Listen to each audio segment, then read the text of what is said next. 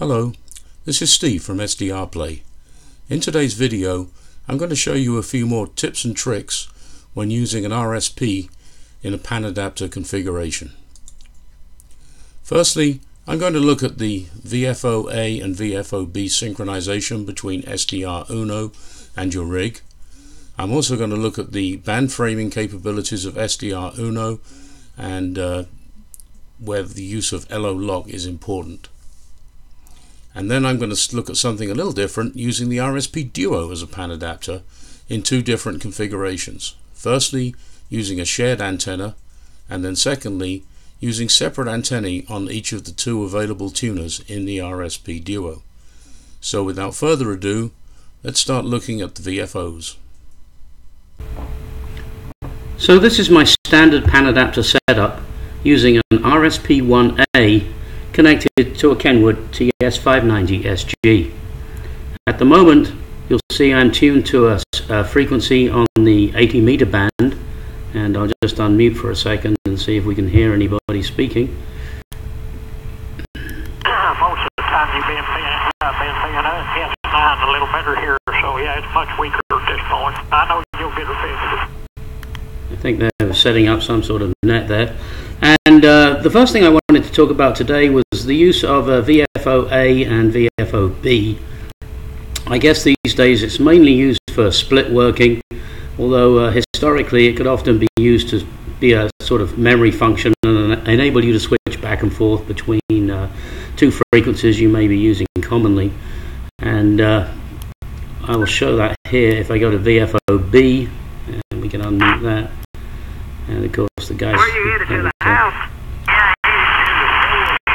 So you'll notice as I went to VFO-B that on the Kenwood display it changed to match the frequency as you would expect, and you'll see that the VFO-B indicator came up on the display as well.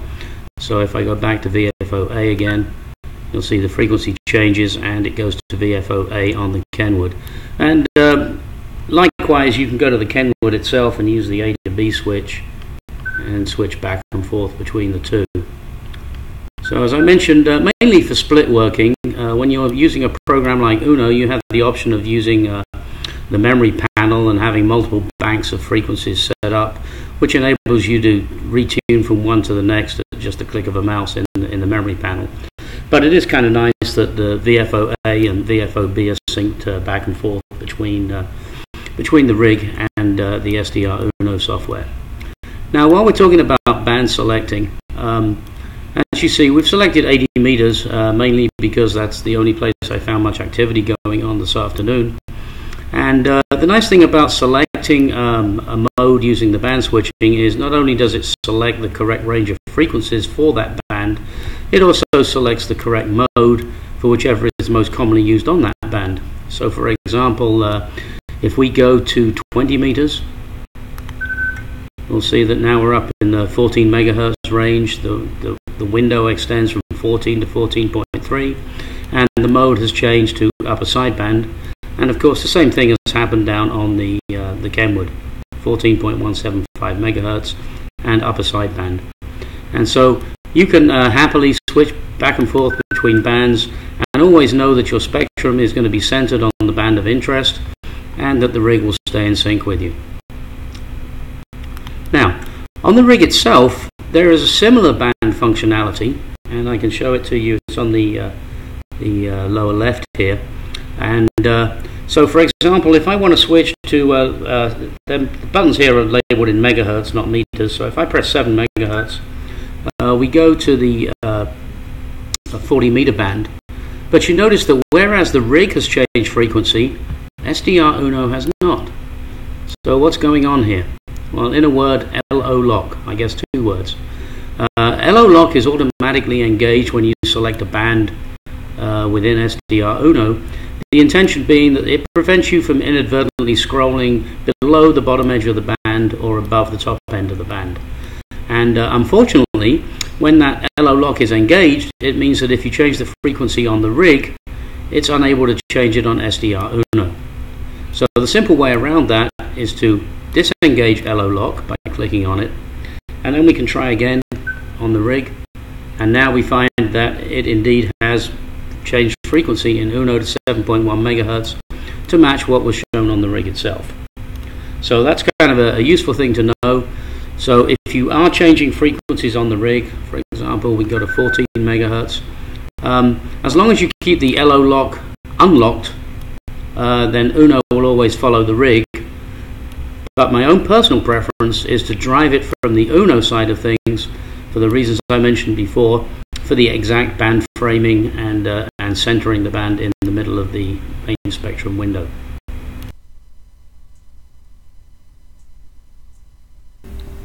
As you may know, I like to recommend the RSP1A for Panadapter applications. It really is an ideal, inexpensive device to do the job. And as you can see here, I like it so much I've permanently mounted one to the side of the Kenwood TS590 SG. But in this segment, what I want to do is something a little bit different. So I've reconfigured the Panadapter, and now I'm feeding an RSP Duo instead of the RSP1A. So I've taken the output from the Kenwood, I've run it through a simple splitter and into the two tuner inputs on the RSP Duo. Now I'll show you some of the capabilities you get by using the RSP Duo for this application. So first up, I'll start SDR Uno.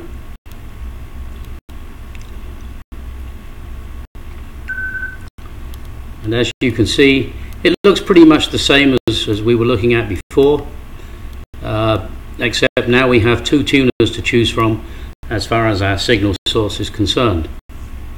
So the first thing I'm going to do at this point is set us up so that we can look at the second tuner in the Duo. From the options menu, I select Auto Layouts and then Master. And what that does is that reconfigures the windows in the upper half of the screen.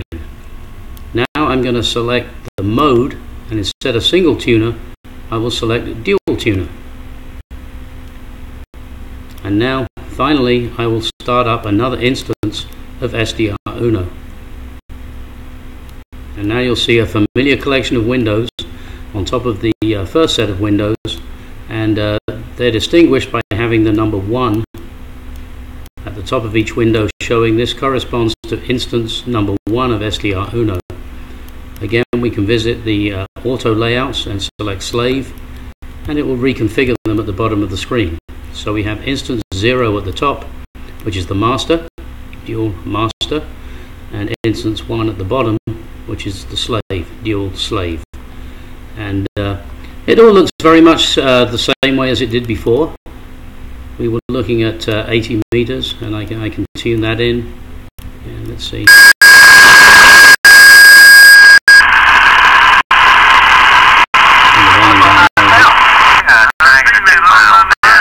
Yeah, so we hear the same signals we had before, and you'll notice, of course, that the Kenwood is synced to the same frequency as we're tuned to up here. The rig sync button is orange because that's the one we selected to sync with the rig. But now at the bottom, you'll see we're looking at a different band, and in this case it's 20 meters. We selected the 20 meter button, and we can run that as well. I don't think there's much activity going on. Usually all I pick up around here is a spurious noise. But for example, if we wanted to sync our rig to this band instead, it's a simple matter of clicking on the rig sync button, and now we see the rig is tuned to 14.175 to match this. And of course we can synchronize back and forth to our heart's content between the two.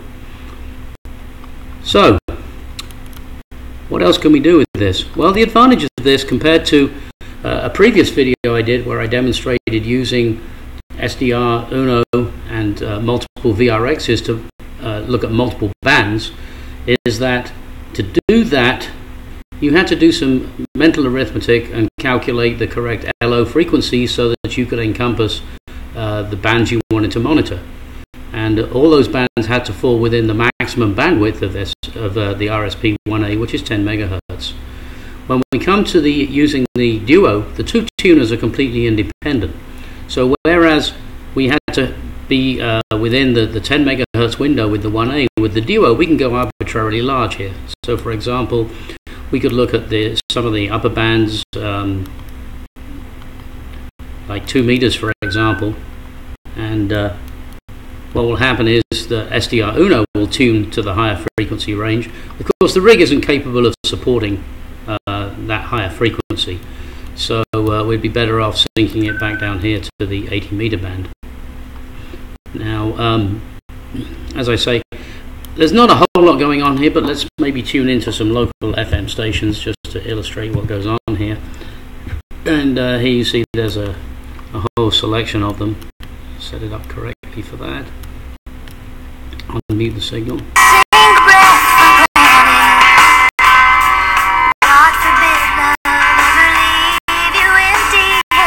So you get the idea. We're able to monitor some very diverse frequencies using the Duo, in this case 80 meters, and at the same time looking at the FM broadcast band. And you know, it may be more useful for most of you, I think, to just stick to the you know, the regular ham bands. So we can look at 40 meters, we can look at 20 meters, and depending on whether or not we see any signals of interest, we can tune into that one there, for example, which immediately vanished. And when we see a frequency of interest, we just sync the rig to the frequency we want to use. That river that comes off of Iliamna is the Queejak, but I believe it changes names to the Nushagak. In the last segment, I was able to show you looking at bands very far apart in frequency using the RSP Duo. I was able to do that because the signal I was feeding to the Duo, which I split, coming from the Kenwood, is very broadband in nature. And you will also be able to do likewise if you use some form of antenna splitter upstream of your rig. But in cases where that's not the case, for example, you may have an IF output Panadapter, then you would not be able to tune such diverse frequencies. But all is not lost, because you can reconfigure the antenna arrangement, as I have done here, and now you'll see that one tuner input to the Duo is being fed from the Kenwood, and on the second tuner input I have a simple telescopic whip antenna.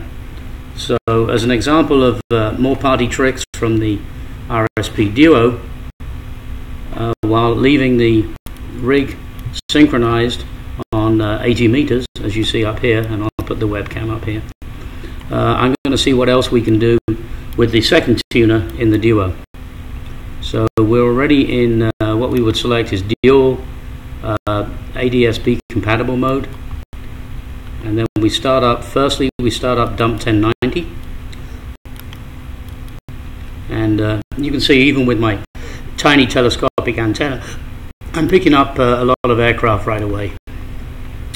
So now that we know that we're picking up good signals, we can start up the virtual radar server,